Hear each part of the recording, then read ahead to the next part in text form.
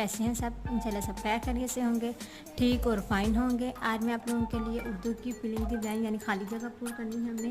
किस लिहाज से? हफ्ते के दिनों के लिहाज से।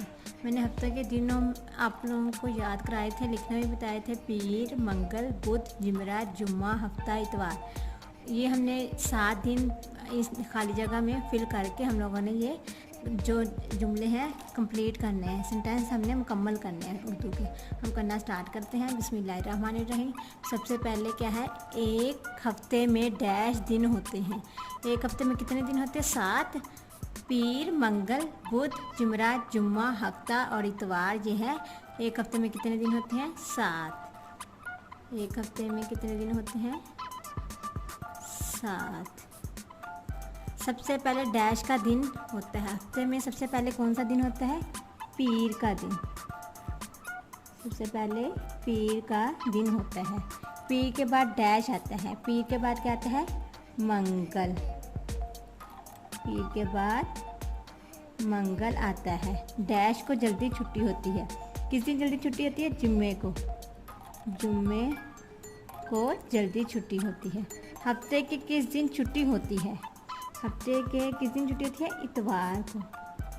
इतवार को। जुमेरात से पहले डैश आता है। जुमेरात से पहले क्या आता है? पीर, मंगल, बुध, फिर जुमेरात। तो पहले क्या आया? बुध। जुमेरात से पहले क्या आता है? बुध। इतवार के बाद डैश आता है। इतवार के बाद पीर आता है। हफ्ते का चौथा दिन डैश है। हफ्ते का चौथा दिन कौन सा है? पीर, मंगल, बुध, जुमेरात। हफ्ते का चौथा दिन क्या है? जुमेरात। जुम्मे के बाद डैश आता है। जुम्मे के बाद हफ्ता आता है। हफ्ते का दिन आता है।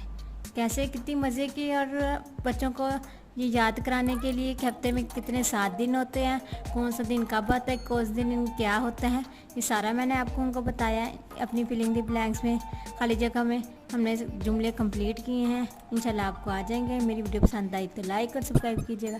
लाइक और सब्सक्राइब करना ना भूलिएगा मेरे चैनल को। Thank you so much. अल्लाह हाफिज़। सब्सक्राइब मेरे चैनल पर बच्चों। Bye bye.